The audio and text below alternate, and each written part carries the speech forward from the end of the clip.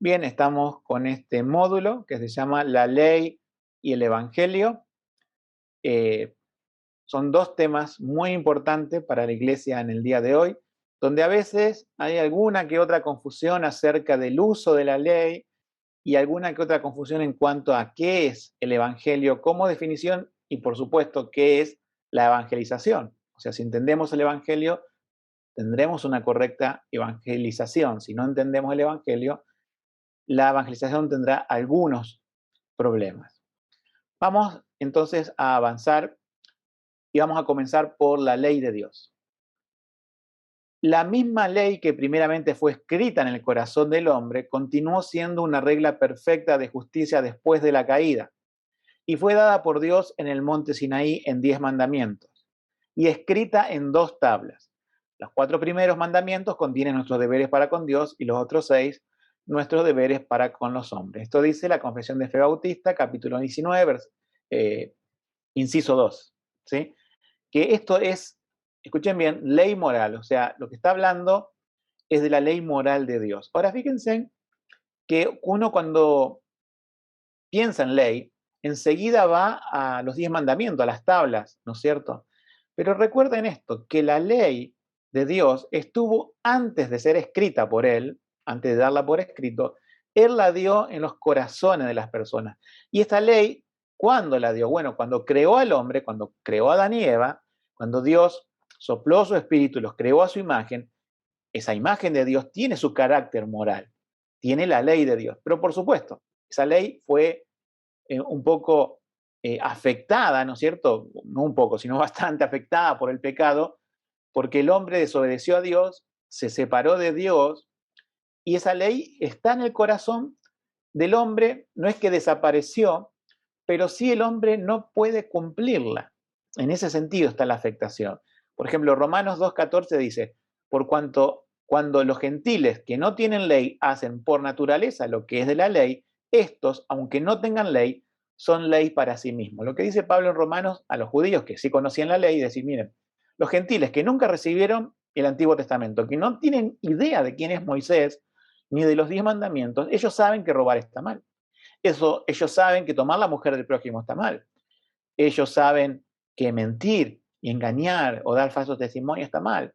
¿Y cómo lo saben? Bueno, hay una ley que puso Dios en sus corazones, por eso también dice que a veces esa ley los acusa, se acusan unos a otros, se excusan, y eso lo llamamos la ley natural. La ley natural es la que tiene el hombre en su corazón desde la creación, la tienen todos los hombres, pero el problema es este, que aunque está esa ley, el ser humano trata de ignorarla, trata de acallar esa ley, ignorando lo que Dios puso. La ley natural se ve, ¿no es cierto?, cuando hay personas y lugares y continentes e islas que nunca llegó el Evangelio, que cuando se llega un misionero con el Evangelio ve que había personas que ya sabían que mentir estaba mal, sin que se le haya dicho explícitamente la ley de Dios. Bueno, porque estaba la ley en sus corazones. Ahora, esta ley de Dios también, aparte de estar en los corazones, en su momento Dios la dio por escrito. Después vamos a ver los 10 mandamientos, pero eh, Dios dio por escrito su ley y la ley expresa el carácter santo y justo de Dios. O sea, la ley no es que Dios le da al hombre algo que él no tiene o no vive, no. Dios es justo, ¿sí? Y santo, y esa justicia y santidad de Dios requieren del hombre, ¿sí? Ciertos mandamientos que se cumplan. En los 10 hay 4 que se refieren a Dios y también al prójimo que está hecho a la imagen de Dios. Después vamos a entrar sobre los 10 mandamientos. Vamos a ver la clasificación de la ley.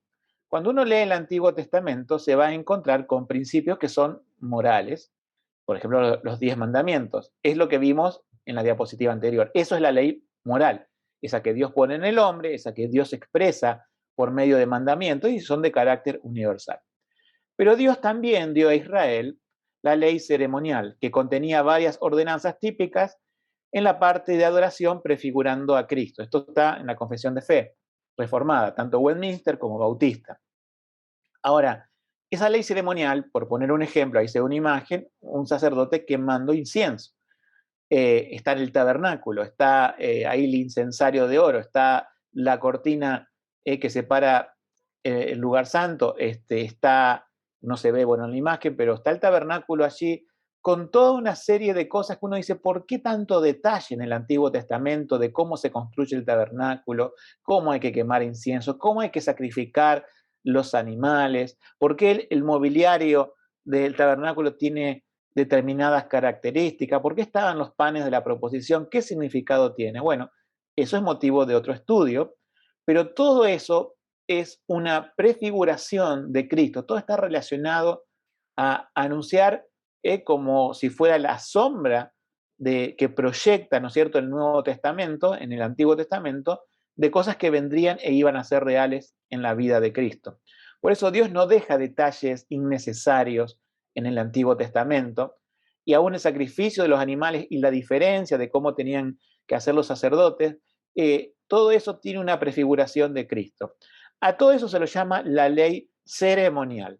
Y la ley ceremonial quedó abolida cuando vino Cristo. O sea, Cristo vino y cumplió la ley moral, pero la ley ceremonial, que eran todas figuras, ¿no es cierto?, que apuntaban a Cristo, al venir el mismo Cristo y al cumplir esas figuras, ya no hace falta repetirlas, es decir, he aquí el Cordero de Dios que quita el pecado del mundo, decía Juan el Bautista. Una vez que vino el Cordero de Dios, no hace falta más matar animales, porque todos los animales que sacrificaban en el Antiguo Testamento eran figuras de aquel Cordero de Dios que iba a venir, es decir, el Mesías, y cuando Él cumple su muerte en la cruz, no hace falta más sacrificio de animales como tantas otras cosas de la ley ceremonial.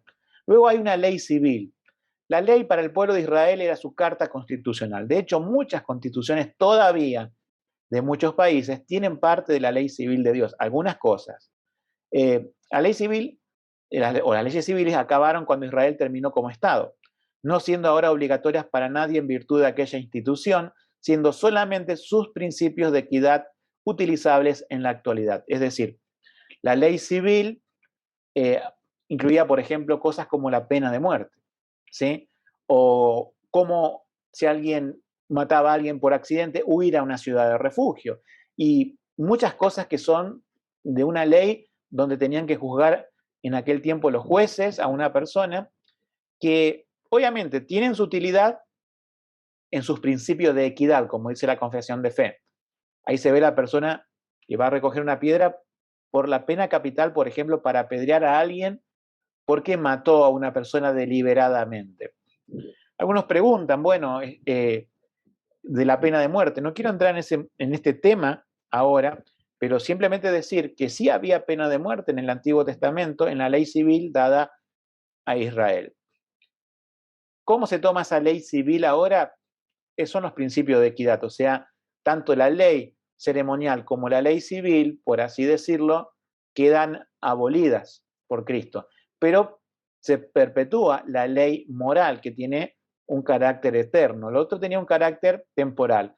La ley ceremonial, el carácter temporal era porque anunciaba a Cristo. Una vez que Cristo vino, ya no tiene sentido la ley ceremonial. La ley civil era mientras Israel era Estado. Por más que sea Estado ahora, como se lo reconozca como un país, sabemos que después el Señor había profetizado que se iba a destruir Israel, y de eso pasó en el año 70 después de Cristo, que ahí Israel terminó como Estado en ese momento, y también cesaron los sacrificios de animales y todo eso. O sea, lo que vamos es que la clasificación de la ley de las tres cosas, lo que queda hoy es la ley moral para el creyente, ¿sí? ¿Cuál es la triple función de la ley? Esto es una forma sintetizada de expresar, es decir, ¿para qué se usa la ley como función? ¿Sí? ¿Qué función tiene la ley de Dios? Y esto lo sacamos de un libro de las grandes doctrinas de la Biblia, el capítulo 91, de R.C. Sproul, ¿sí? Hay tres cosas que se pueden destacar. Algunos lo clasifican en más, pero nosotros por razones de practicidad, porque también todas las personas por lo general que citamos de libros y demás son personas que son confesionales históricos, ¿sí? O sea que tienen una idea similar a la de las confesiones de fe históricas. Las tres son, primero, la ley es para ser un espejo. Refleja la justicia de Dios y revela la pecaminosidad humana. Es nuestro ayo para llevarnos a Cristo, Gálatas 3:24. Es decir, en la ley nos vemos reflejados como pecadores. Vemos que la ley nos dice, haz esto y vivirás, y nosotros no podemos cumplirla. Tendemos al pecado, ¿sí? Y nos muestra la ley el carácter de Dios y su justicia. Ahora, dice, es nuestro ayo para llevarnos a Cristo, Gálatas 3:24. Si alguna vez leíste esto en la Biblia y te preguntaste qué es eso de ayo, bueno, es una especie de tutor que te lleva a quien te puede realmente adoptar, ¿sí? Como hijo. Te lleva a Dios, te lleva a Cristo. Es decir, que la ley, esto es importante, no la dio Dios como un fin en sí mismo. Porque el hombre, si bien tenía la ley desde el momento que nació, esa ley interna, pero cuando cayó, se distorsionó todo, el hombre murió espiritualmente. ¿Para qué Dios le da la ley escrita? No le da esa ley escrita para que el hombre pueda cumplirla y salvarse, porque nadie puede cumplir la ley. Nadie puede guardar perfectamente la ley. Por lo tanto, la ley no es un fin en sí mismo, sino que la ley está dada para que el hombre diga, no puedo cumplirla, esto es demasiado para mí, no puedo salvarme, ¿qué tengo que hacer? Bueno, la ley me empuja a ir a la salvación por gracia, que Dios me perdone, no porque yo haya cumplido la ley, sino porque crea en su Hijo Jesucristo que Él sí cumplió la ley y que además yo como pecador merecía morir por haber quebrantado la ley de Dios, pero Cristo en la cruz pagó el precio de mis pecados, o sea, asumió el lugar del pecador que quebrantó la ley, cuando Cristo nunca quebrantó la ley ni nunca pecó. Entonces, primero nos muestra quién es Dios, quiénes somos nosotros como eh, seres humanos pecaminosos y nos impele hacia Cristo para ser salvos en la gracia, ¿sí? Porque por medio de la ley, dice la Biblia, ninguna carne se justificará con Dios. Segundo, nos guarda del mal, o sea, guardarnos del mal es un propósito de la ley. La ley por sí misma no puede cambiar los corazones humanos, lo que dijimos recién, puede, sin embargo, servir para proteger a los justos de los injustos, establecer un grado de justicia hasta el juicio final de Dios. Si no hubiera algo de la ley de Dios en este mundo, ya se hubiese destruido. Y de a poco se va destruyendo, va camino a la perdición, a la segunda venida de Cristo, donde enjuiciará al mundo, que cada vez se hace más pecador, que cada vez más rechaza cualquier grado de la justicia de Dios, ya sea en sus constituciones, en la educación o en lo que sea, el ser humano se aparta cada vez más de Dios. Pero Dios nos da a los creyentes esta ley para guardarnos del mal, ¿sí? Y punto 3, para revelar lo que agrada a Dios. O sea, somos salvos para agradar a Dios. Como hijos renacidos de Dios, la ley ilumina nuestras mentes sobre qué le agrada a nuestro Padre, a quien buscamos servir. Nosotros cuando creemos en Cristo como nuestro Salvador, buscamos agradar a Cristo, que es nuestro Señor. Y bueno, ¿y qué nos dice qué está bien y qué está mal? La ley de Dios. O sea que la ley de Dios vemos que tiene ese uso de revelar lo que a Dios le agrada. ¿Por qué? Porque expresa su carácter santo.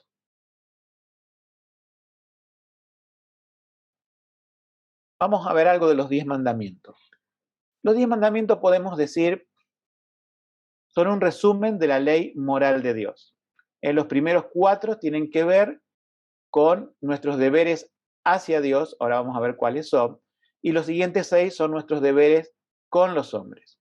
Es decir, los primeros 4 podrían haber estado en una tabla y los otros 6 podrían haber estado en la otra tabla. Recuerden que Moisés recibió 2 tablas y a veces pensamos que podrían haber sido simétricos, 5 y 5. No lo sabemos bien, pero la cuestión es que sí sabemos esta clasificación.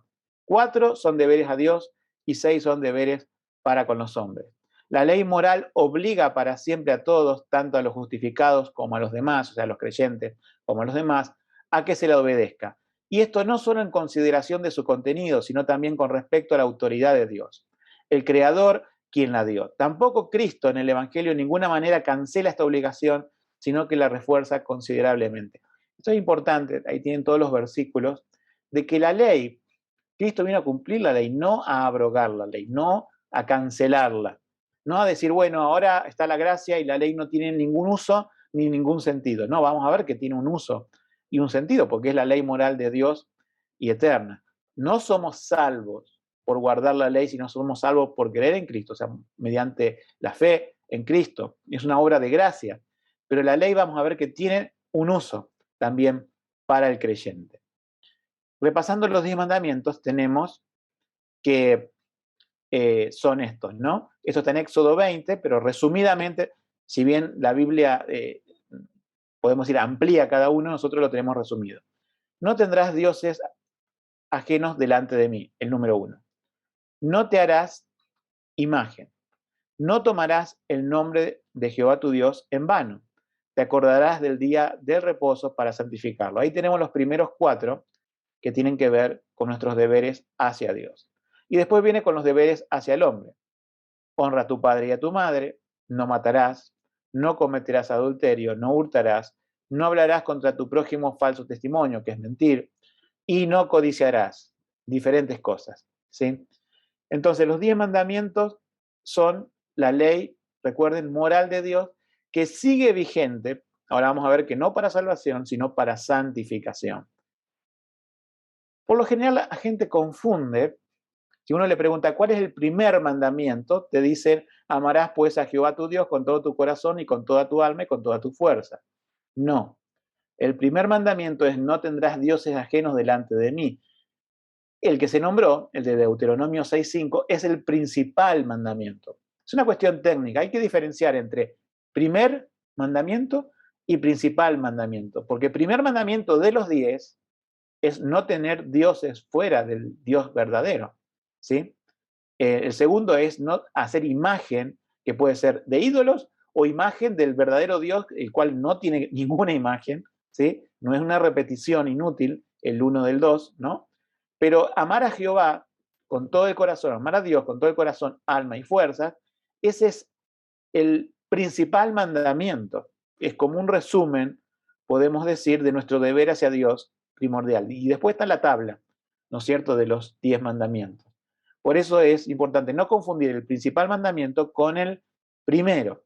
El primero es, ¿no es cierto?, ese orden de 1 al 10, y el principal vendría a ser una especie del primer deber del hombre hacia Dios, que es amarlo. ¿De qué forma? Bueno, no parcial, no como conviene a nosotros, sino de todo el corazón, de toda el alma y con toda la fuerza. ¿De qué sirve la ley? Bueno, aquí está la cuestión, ¿sí? Que aquí, cuando dije que había algunas confusiones, sobre todo en la iglesia evangélica actual, viene aquí. Tenemos que entender el propósito de la ley inicial. La ley, como habíamos leído, era nuestro ayo, nuestro tutor para llevarnos a Cristo. Es decir, la ley nos lleva a Cristo para salvación. Romanos 3:20 dice, por cuanto por las obras de la ley, ninguna carne será justificada delante de él, porque por la ley es el conocimiento del pecado. Entonces, la Biblia es clara que no somos salvos por la ley. No podemos justificarnos cumpliendo la ley. Entonces, ¿para qué sirve la ley? Para llevarnos a Cristo para salvación. Es decir, la ley tiene que mostrarnos que somos pecadores, que estamos condenados, que estamos bajo la ira de Dios, pero que si nos refugiamos en Cristo, creemos en Él, ¿sí? Y nos arrepentimos de nuestros pecados, Él puede perdonarnos, Él puede salvarnos. Es decir, la ley nos deja sin excusa y tiene que aterrorizarnos en el sentido de que Dios dijo, todo aquel que quebranta la ley morirá, el que pecare morirá. El pecado es quebrantar la ley de Dios. Entonces nos lleva a Cristo. Ahora, una vez que somos salvos, ¿tiene un uso la ley o decimos, bueno, cerramos la Biblia en la parte de la ley? No, tiene un uso. Cristo nos lleva a la ley para santificación. Entonces, mientras que la ley nos lleva a Cristo para salvación, una vez que somos cristianos, Cristo nos lleva por medio de su Espíritu Santo y la palabra de Dios a la ley, que es la palabra de Dios, para santificación. Dice Romanos 6:14, porque el pecado no se enseñoreará de vosotros, pues no estáis bajo la ley, sino bajo la gracia. ¿Qué pues? ¿Pecaremos porque no estamos bajo la ley, sino bajo la gracia? De ninguna manera. Traigo este texto para aclarar que Cristo nos lleva a la ley para santificarnos. Ahora, no está bien decir, bueno, no estoy bajo la ley para salvación. Obviamente no. Y porque no estoy para la ley, bajo la ley para salvación, entonces puedo pecar y hacer lo que quiera. No, no es así. Por ejemplo, las personas que rechazan, ¿sí?, la ley de Dios, las iglesias actuales que dicen, no, la ley era para el Antiguo Testamento, no saben lo que dicen. Por lo cual a esas personas se les llama antinominianos. Aquellas iglesias que no tienen un entendimiento de para qué es la ley de Dios, o sea que sigue vigente porque Cristo nos lleva para santificación. ¿Cómo definiríamos el estándar si no es a través de la ley de Dios? Entonces esas personas que dicen, bueno, la gracia cubre todo, son lo que se denominan antinominianos, que quiere decir sin ley, o que rechazan la ley de Dios.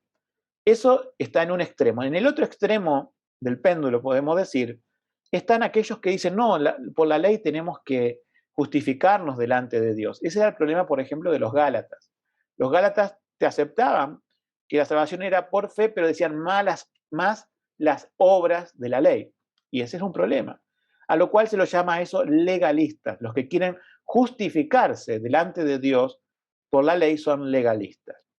También hay un mal uso de la palabra legalista. Cuando a una persona que está en pecado se le está haciendo ver por la palabra de Dios que está en pecado y se lo quiere corregir, te dice, ah, no, vos sos legalista. No, no, no, no, no, no. Eso no es ser legalista. Eso es corregir el pecado, ¿sí?, con la palabra de Dios. Legalista es tratar de justificarme y ganarme mi salvación por medio de mis propias buenas obras. Eso sería legalismo, que no puedo cumplir la ley. Entonces se entiende la diferencia entre antinominiano, que es rechazar la ley y total vivamos en pecado, o ser legalista diciendo yo me voy a ganar la salvación por medio de guardar las obras de la ley.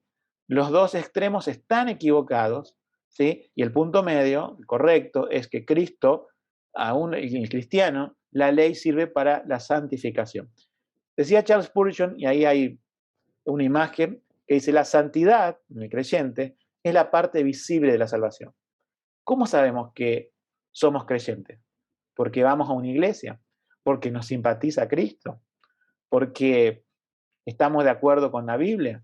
Ahora, si nuestra vida no muestra una santificación, es decir, no muestra que mi vida cambió respecto al pecado, ese cambio que yo supongo que tengo en Cristo no lo tengo. O sea, mi relación con Cristo redefine mi relación con el pecado.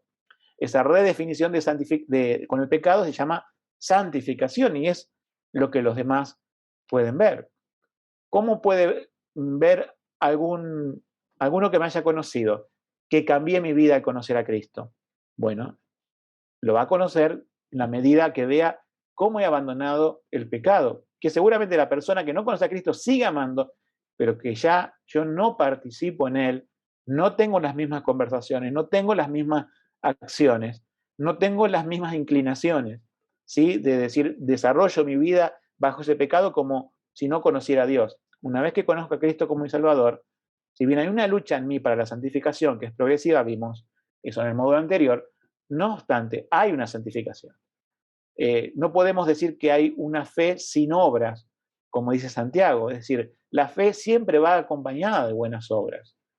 No somos salvos por las obras, es obvio, pero cuando tenemos fe en Jesucristo, sabemos que la obra de esa justificación que le hace en nosotros, también el Espíritu Santo nos impele a una santificación, genera una lucha en nosotros para que vayamos cambiando.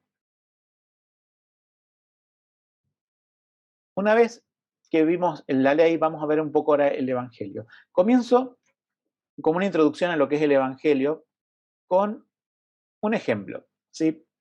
Pongo un billete de $100 porque, bueno, hay alumnos de varios países y no vamos a poner la moneda local. Todos entienden esto y que aún tiene valor esos $100, ¿verdad? La pregunta es, ¿me serviría un billete impreso de una sola cara para pagar? Y uno dice, no, obviamente no. Bueno, hay una persona pagando, supongamos que lo da vuelta, están en blanco todos esos billetes. Obviamente, cualquier transacción y compra que quiera hacer no sirve. Y uno diría, es lógico, tienen que estar impresos de las dos caras. Bueno, para predicar el Evangelio, la primera cara del billete es la que vimos recién, es la ley. Yo no puedo decirle que el Evangelio es buena noticia a una persona que no recibió la mala noticia de que se va camino al infierno. O sea, ¿cuándo se transforma algo en buena noticia?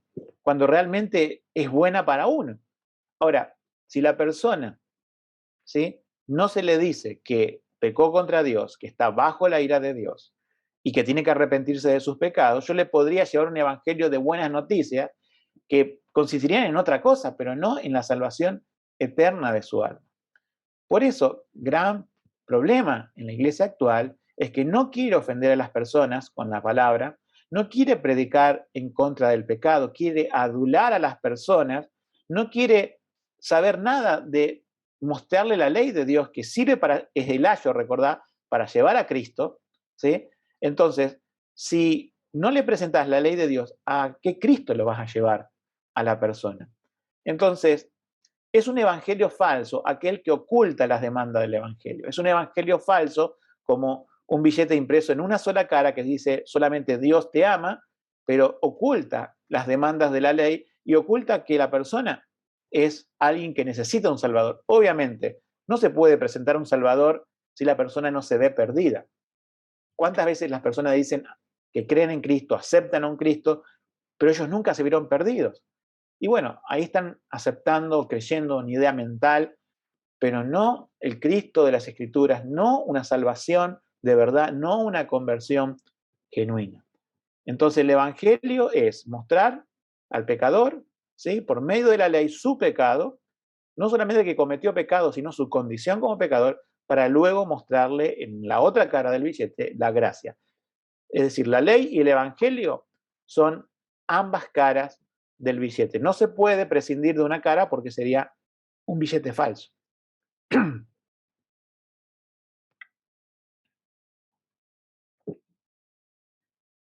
¿Es el Evangelio decir solo Dios te ama? Bueno, ustedes verán que muchas veces eh, las personas tratan de predicar solamente mostrando esta parte buena, decir Dios ama.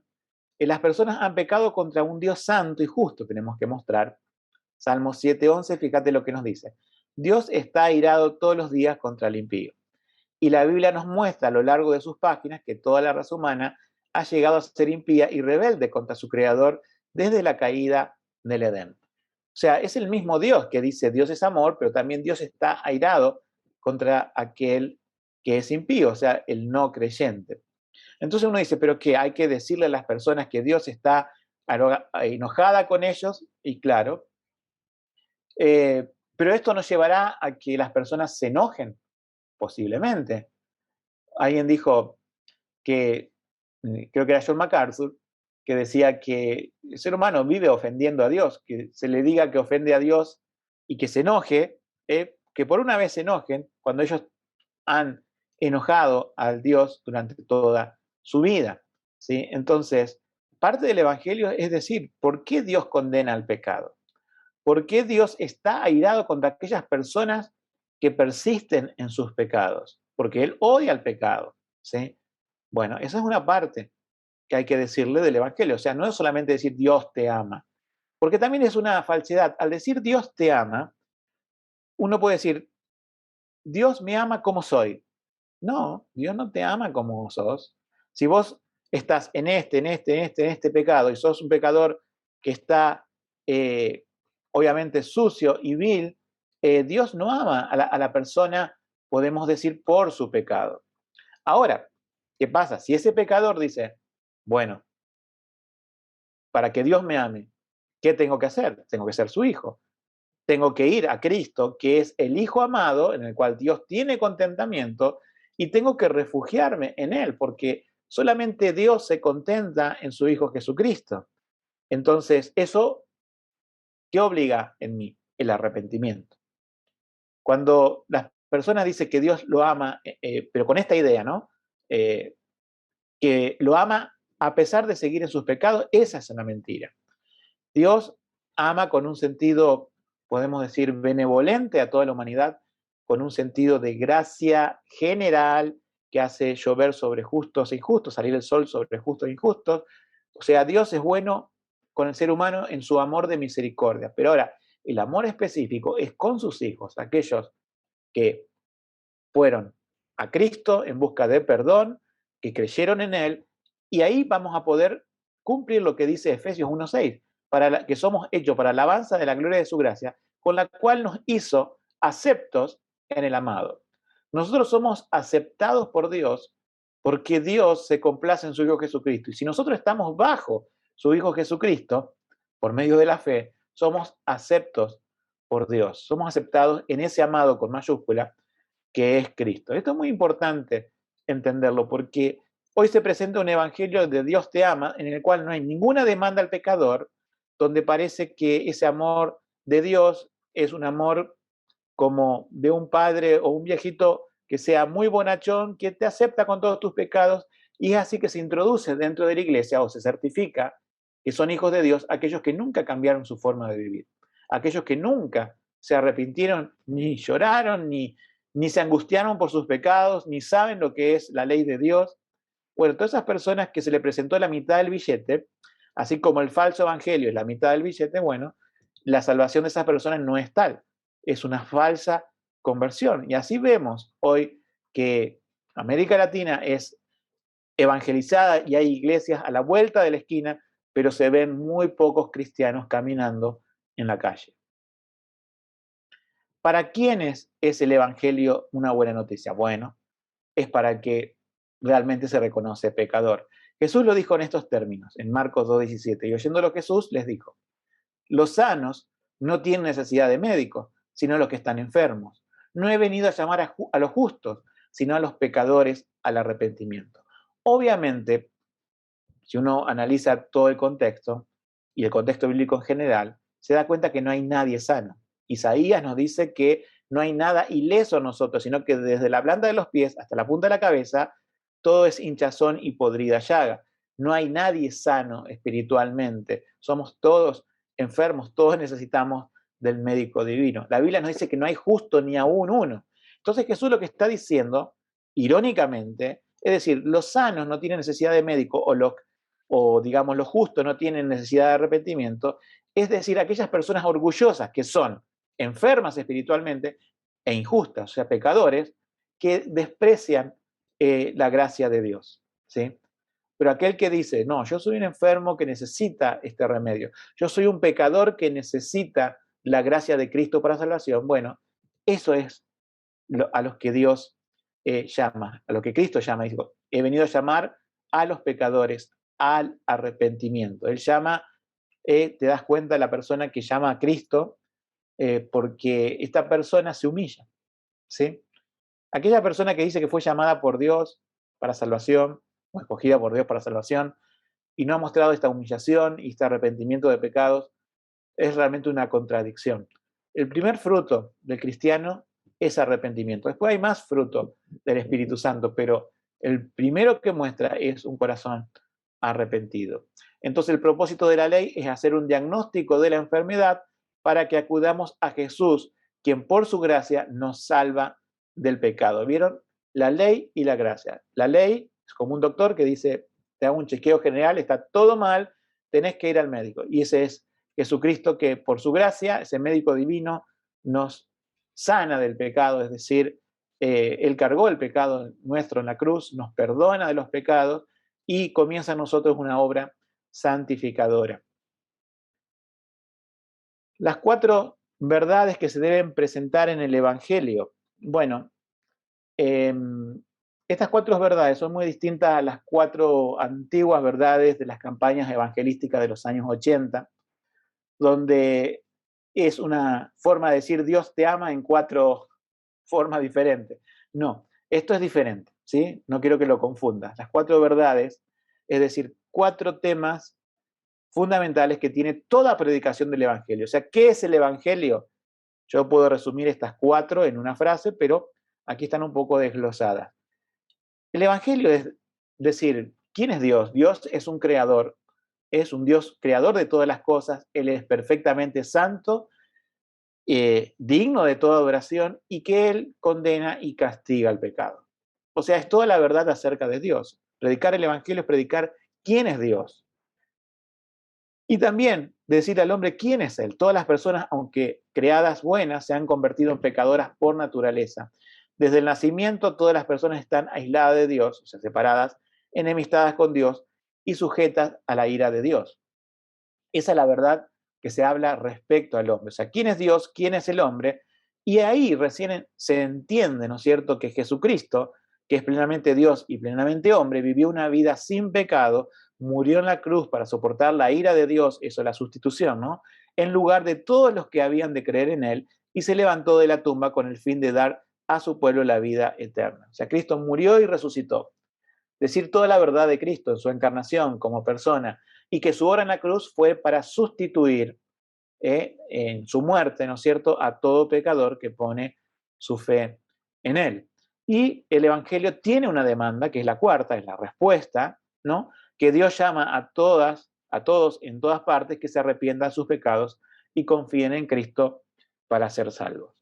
Por eso estas cuatro verdades, que volvemos a recordar, hemos visto a través de otros módulos parte de esto, pero que ahora la recordamos en este módulo, que esto es una definición clara del Evangelio. Toda definición clara del Evangelio, toda predicación, tiene que tener estos aspectos. Quizás no en el orden ese, pero no vamos a empezar pidiendo la respuesta antes de haber explicado quién es Dios y por qué vino Cristo. Si Cristo vino, obviamente, por pecadores, tenés que mostrar por qué la persona es pecadora. También el Evangelio, ¿no es cierto?, es una advertencia para aquellos que lo rechazan.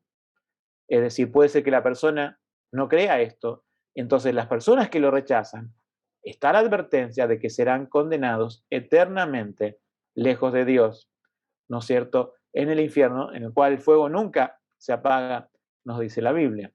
O sea que las verdades que hay que presentar no se pueden saltear.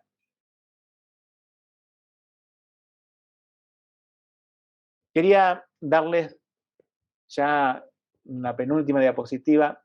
¿Qué no es evangelizar? Una vez que hemos definido el evangelio, que sabemos que se compone de la ley y la gracia en forma complementaria, ¿no es cierto?, que la ley te lleva a Cristo para salvación, que Cristo te lleva a la ley para santificación, y hemos definido cuáles son las cuatro partes esenciales del evangelio: decir la verdad acerca de Dios, acerca del hombre, acerca de Cristo, y pedir las respuestas que es fe y arrepentimiento. Ahora les doy algunos ejemplos actuales de lo que no es evangelizar. La figura del hombre ahí con el resorte y su capa te puede dar la idea del empoderamiento, ¿no?, que hay hoy de las personas. Vamos a poner algunos ejemplos. Primer punto, obra propia. Esto no es evangelizar, no es invitar a Jesús al corazón. Eso no se encuentra en ninguna parte de la Escritura. Lo que la Biblia dice es: arrepiéntanse y crean en Cristo y en su obra, ¿no es cierto? ¿No? Cuando decía Juan el Bautista, ¿no es cierto?, arrepentíos, y Jesús también dijo: arrepentíos, que el reino de los cielos se ha acercado, y crean en el Evangelio, ¿no es cierto?, crean en él. Eso de invitar a Jesús en el corazón es una frase muy bonita que da vuelta, pero que vos la buscás en todo el Antiguo Testamento y no la encontrás en ningún lado, de eso de invitar a Jesús en el corazón, porque sería la salvación como una obra propia. A ver, voy a hacer un espacio en mi corazón para que entre nada menos que el Rey de los cielos. No, lo que quiere el Rey de Reyes y Señor de Señores es que vos te rindas a Él, que vos te arrepientas y creas en su obra en la cruz, no que le hagas un lugarcito en el corazón, como dice la errada teología y evangelismo moderno. Hay otra cosa que se llama decisionismo. Repite conmigo esta oración. Muchas personas lo repiten y luego que termina la oración, ¿sí?, le dicen algo así. No es repetir una oración con alguien que te guías a hacerlo y luego certifique y te dicen esto: has entrado a la familia de Dios, bienvenido a la familia de Dios. O sea, el decisionismo es el intento del hombre por certificar lo que el Espíritu Santo tiene que certificar en el creyente por medio de su testimonio y obra a través del tiempo. Es decir, se quiere hacerle creer a una persona que es salvo en ese momento porque repite una oración, cuando la persona lo que debería hacer es examinar su vida. Si dijo que ese día creyó en Cristo, porque lo puede decir, porque puede decir: yo creo hoy en Cristo y yo sé que hoy me arrepentí. Bueno, examina si tu vida cambió. Porque si vos vas a decir que tu salvación es porque alguna vez hiciste la oración con alguien y le pusiste fecha, y en vez de examinar tu vida te retrotraes al pasado y te vas a esa fecha, quizás tengas en la mano un boleto falso que no te lleva al cielo, por más que creas que vas al cielo. Por eso el decisionismo es la técnica de Satanás que más gente manda al infierno. Hay gente que vive en pecado, hay gente que vive defraudando robando, vive en fornicación, inmoralidad sexual, pero dice, pero yo una vez oré y hice una decisión por Cristo. Te das cuenta que están refiriéndose a la salvación a una decisión que le llevaron a tomar. Algunos podrán decir, pero yo hice una oración, pero soy salvo, yo sé que creí en Cristo. Bueno, yo como siempre digo, uno es salvo a pesar de la oración. Uno no se salva por una oración mecánica, eso es claro. Somos salvos mediante la fe. Pero, a pesar de eso, obviamente, por más que la técnica externa haya fallado, si alguien predicó el evangelio bíblico y el Espíritu Santo obró en vos, bueno, sos salvo, pero por virtud de Cristo, no de una oración copiada. ¿Se entiende, no? Empoderamiento. Si en algún lugar te dicen, Dios quiere hacer grandes cosas contigo, y esto basta con poner las predicaciones actuales que se ven, que te dice, Dios te estaba buscando, Dios te va a hacer un gran hombre, una gran mujer, eso no es el Evangelio. Eso es empoderarte. El verdadero evangelio no te muestra lo grande que podés ser o lo grande que Dios te puede usar, sino que el verdadero evangelio te muestra lo grande que es Cristo, lo grande que es su muerte en la cruz y resurrección en poder, ¿sí? O sea, mostrar el evangelio es mostrar a Cristo y no lo que Dios puede hacer con vos. Pero claro, como esto queda bien, como esto le gusta a las personas, todos nos gusta, en vez de encarar nuestros pecados, nos gusta que nos empoderen. Bueno, las falsas iglesias y el falso evangelio de nuestro tiempo lo que hace es empoderar a las personas para no confrontarlas con su pecado. Y porque creen que la persona se queda en la iglesia, es salva, y no es así. El evangelio, si no se predica como la Biblia lo dice, si no es un evangelio bíblico, el Espíritu Santo no va a cambiar ese corazón. Podemos decir, hay otra falsa manera de evangelizar que es la terapia. Decirle, Dios vino a llenar mi vacío y eso es lo que te quiero compartir, ¿sí? Dios vino a llenar mi vacío existencial. Decía un pastor llamado Sugel Michelén que hay dos cosas en esto. Una persona, puedes decirle que Dios viene a llenar tu vacío, pero dice, no, yo no estoy vacía, yo estoy perfecto, yo salgo de fiesta todos los fines de semana, tengo amigos por aquí, por allá, me va bien, yo no estoy para nada vacío. Se dan cuenta que predicar el vacío no es evangelizar, sino que es justamente enfrentar a la persona con sus pecados, porque seguramente en todas las cosas que hace está allí el pecado, ¿sí? Otra persona, decía este pastor, te puede decir, mira, yo reconozco, yo estoy de acuerdo contigo de que hay un vacío existencial, pero yo hago yoga o hago alguna de las terapias actuales orientales y eso llena mi vida. Y ahí te quedaste sin argumentación para el Evangelio.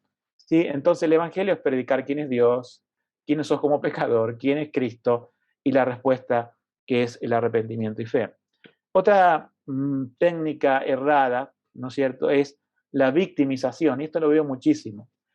O sea, esta no es la forma de evangelizar, que es remover esos sentimientos de una persona diciendo lo que sufrió en la vida, para luego decirle Dios te abraza. Miren, esta manipulación psicológica de nuestro tiempo, donde se pone una musiquita de fondo y quizás se bajen un poco las luces, y con voz melosa el predicador empieza, y como buen psicólogo que son muchos, empiezan a ver, bueno, te maltrataron en la niñez, sufriste abuso, tuviste un mal pasar en la vida, estás en problemas matrimoniales, etcétera, etcétera, la vida te trató mal, la persona empieza a lagrimear y dice, bueno, Dios viene a abrazarte. Yo me pregunto, en todo eso, ¿no? En todo ese circo, cursi, ¿dónde está que tiene que rendirse ante el Rey del universo, que es Cristo, por haber pecado contra un Dios santo? No está ese mensaje, ¿sí? Está obviando, o sea, siempre la predicación del Evangelio, yo creo que te grabes esto, es que nosotros somos culpables y Cristo murió en la cruz y Él era inocente. O sea que hacerme sentir víctima es lo contrario al Evangelio. Lo verdadero del Evangelio es declararme culpable por medio de la ley para que yo vaya a Cristo, quien sufrió en la cruz siendo santo, puro y justo, y yo, un pecador, reconozco que Él sufrió y murió por mis pecados, y ahí es esa gran transacción, esa sustitución de Jesucristo, el justo, muriendo por un pecador como yo. Por lo tanto, yo fui el culpable de sus clavos, yo fui el culpable de su corona de espina, yo fui el culpable de su costado. No soy la víctima, soy el victimario. Y te pido perdón, Señor, por eso. Eso es el Evangelio. Y por último, ¿no es cierto? Un lecho de rosas. No es decirle que Dios tiene un plan maravilloso para tu vida. Si Dios tiene un plan maravilloso en esta vida, yo quisiera que veas cómo murió cada uno de los apóstoles. No fue nada maravilloso. O cómo murió el primer mártir apedreado de la iglesia, que es Esteban. ¿Sí?